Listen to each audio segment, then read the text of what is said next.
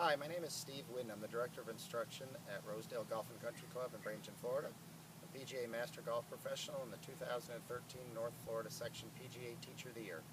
Today we're going to talk a little bit about the grip. First thing to understand about the grip is that we want to have a neutral grip. So I'm going to take you hand by hand, but first I need you to understand that your hands are the only part that connect you to the golf club. So they're going to dictate what the club face does, and they're also going to dictate when we get later into the swing plane of how the golf club moves through the hitting area. So what we basically want to do in a neutral grip is we're going to start with the left hand.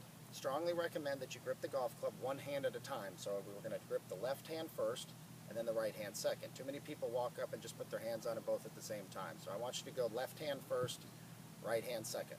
And the left hand, what we're going to do is we're going to have no more than 2 knuckles showing when we put the golf club down in front of us. Okay, this is going to give us a neutral grip. No more than two knuckles. The thumb of the left hand is going to rest slightly on the right side of the grip. But if I take you onto this side, we're going to see that the left hand is going to be a little bit more up in the palm than most people would think. It runs along the bottom of the fingers, goes from the top of the pinky through the middle knuckle of the forefinger, and it's going to slide right underneath that heel pad. So as I bring my hand over to the top, we don't want to feel that it's a tremendously amount in the fingers. If you get the golf club too much in the fingers in either of your hands, you're going to have a great instability in the club face. So it's going to feel a little bit more up in the palm than conventional. Okay? When I get the hand down, we've got the 2 knuckles. You're going to notice that I have a little V or a line point in here. That's going to go right up between my right ear and my right shoulder. As I bring my right hand on now, basically we're just going to bring it right on the side. We're going to take the club now and place it at the bottom of the fingers, so it's not solely going to be in the fingers. Again, that's going to have too much instability. We're going to place it at the bottom of the fingers at an angle. We're going to wrap the hand over the top. So I'm going to form a V between my right thumb and my right forefinger. Okay, that V is going to go right on top of the grip. And that line that we formed again, like we did in the left hand, once again is going to go between my right shoulder and my right ear. And what we do want to have also, very important, is what we call a trigger finger. You can see my forefinger compared to my middle fingers.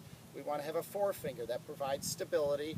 It's going to help promote stability of the golf club when we get up to the top. Okay, so from there, if I start gripping the club tightly, you can see that the club face doesn't move a lot.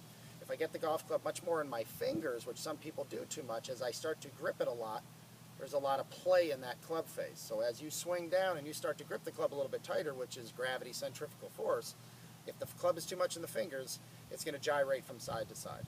Okay? So as we look at it from the top, we have one line up between the shoulder and the ear.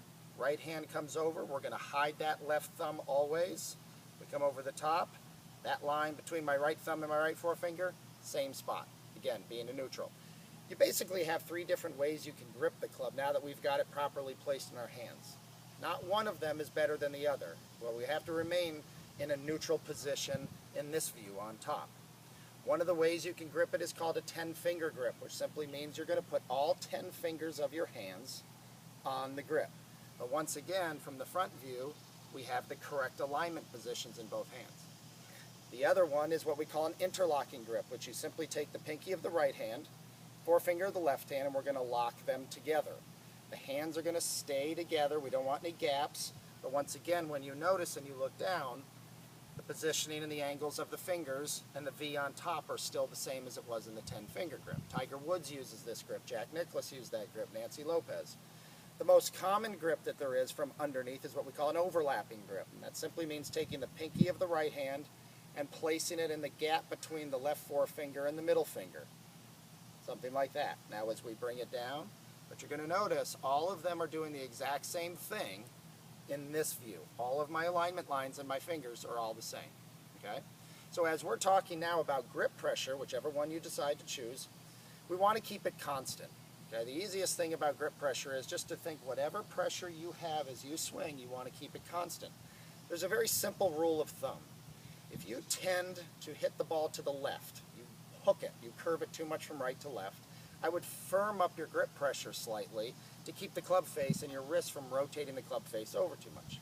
If you tend to slice it out to the right too much, it's probably because your grip pressure is way too tight. That does not allow the club face to rotate over. So you're going to want to lighten up your grip pressure to allow the face to come over and across. So basically what we have in grip pressure is we're going to try to keep it constant. We're going to find a pressure that allows us to release the club face or square it up.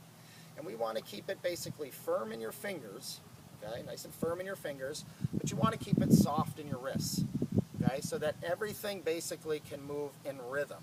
So you don't ever feel like you're losing control of the club. This is what people usually use as loose. We don't want a loose grip. We want it light in the hands. The pressure is also, when you apply it, it's above the grip, meaning our thumbs, my right palm pushing down on my left thumb, and the pressure is underneath the grip. It is never on the sides, okay? We never want to apply pressure on the left or the right side of the grip, okay? Now, as we go through the golf swing here in the next couple of segments, we're going to see how important it is to have a neutral grip, because as we start to swing the club up to the top in the next segment, the ideal position when we get to the top is we're going to be trying to get the bottom line of the golf club in line with the back of your left wrist. That's what we call on plane and a square club face. If we start in the hole already with an incorrect grip, it's going to be very difficult to get to that extremely important position at the top. So the grip is a first fundamental, a huge fundamental in golf. Let's get that right and we'll be on our way. Hope that helps you, and thank you for joining me.